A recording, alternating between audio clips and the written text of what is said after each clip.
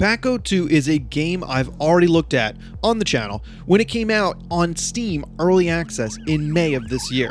That's a pretty short time to be in Early Access, about 7 months, but Treeman Games has been working their ass off because this game is so much bigger. New cars, new weapons, and new maps have all been added. PAKO 2 still keeps the original core gameplay I loved so much when I first tried the game, but it added on a lot of new content and enhancements. What you need to know though is the game is hectic, on the edge of your seat exciting. It's an absolute blast to play. It's extremely exhilarating to drive from one pickup point to another and try and chain jobs together. As you complete more jobs, the amount of cops chasing you increases. They even call in a helicopter. It's one of those games where I want just one more run. There are so many close calls, and when you finally pull off that godly run and escape, it feels fantastic. I'm pretty sure I ended a few of my runs sweating from the intensity. I love the feeling of escaping with a few hit points and while the car is on fire. It's an experience worth paying the price of entry, and I think this will make a list of my favorite played games of 2017. If you haven't heard of the first PAKO, don't feel bad. I didn't either. It is a simple game where you drive around a small arena and keep away from the cops. PAKO 2 is an obvious extension of that, but like times 10. Now you're driving around an entire town picking up passengers, and dropping them off at their escape. That's only their escape. You have a choice to either continue picking up other jobs, or if the heat is too much, you can drive to an exit. If your car is destroyed, you're busted, and you lose a large portion of what you earned. It's a good system because it's very easy to crash or get stuck, especially when you're first starting out. At least if you're earning some money from losing, you're not stuck with the same car and weapon forever. That being said, the starting items are quite good, and a few upgrades to your car can go a long way. Collecting money and experience is very important, because that's how you unlock everything. Not sure exactly what this game is thinking, unlocking items by normal progression instead of loot boxes, but whatever. Cars, weapons, and mods can be purchased with money. Experience points go toward unlocking new levels. The game is very simple to explain, but where the skill is applied is in the driving physics. Steering the car takes skill, between getting used to the point of view and how the cars can slide around a little bit. You have to get used to it. But your friendly police have the exact same physics applied to them. And that's what makes this so great. If you make a quick turn at the edge of a cliff, the cops might not have enough time to make the same turn, and zoop, off they go.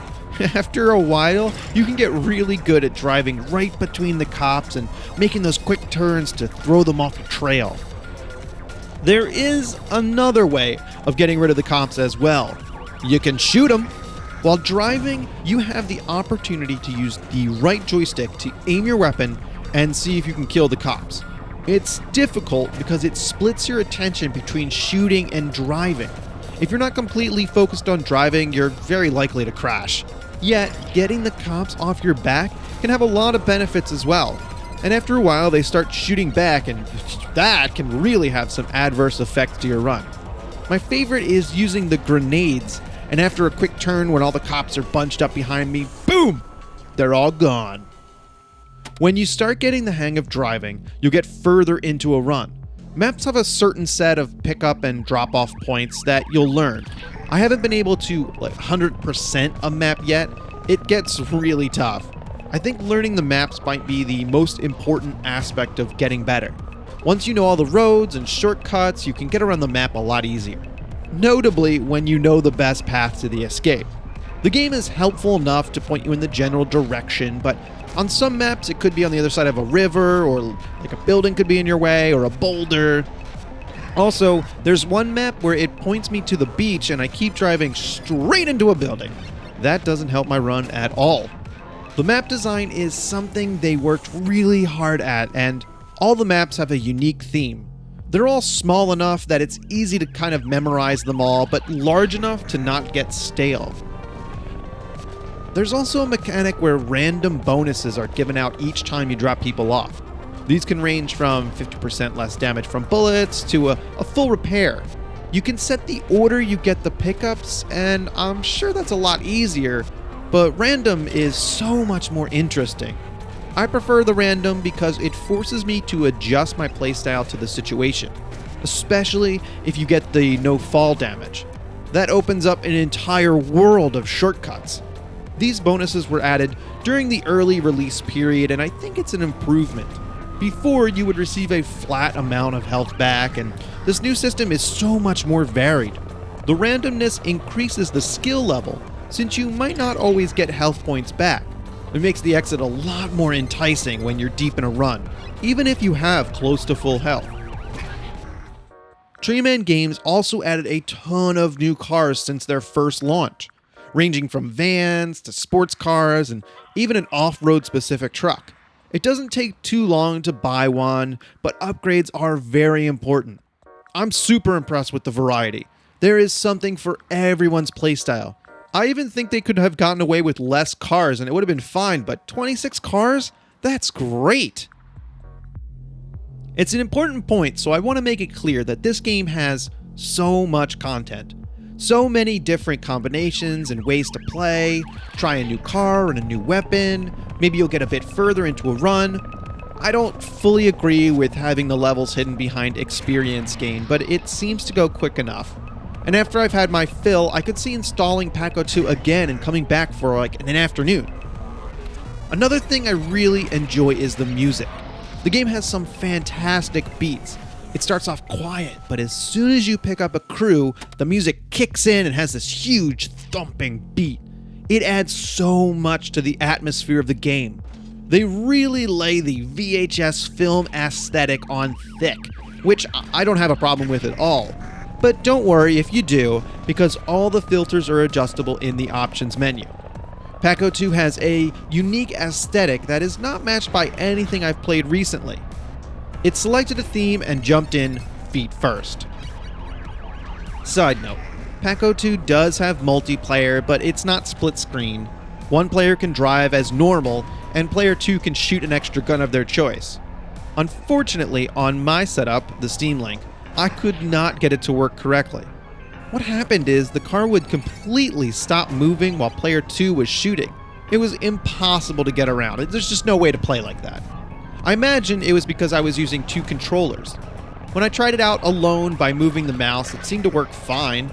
Probably a bug that can be patched out later. I wonder how much fun it could actually be with player 2 only being able to shoot. Seems like it kinda splits the main game in an awkward way. I don't know. Overall, I think this game is a must-buy.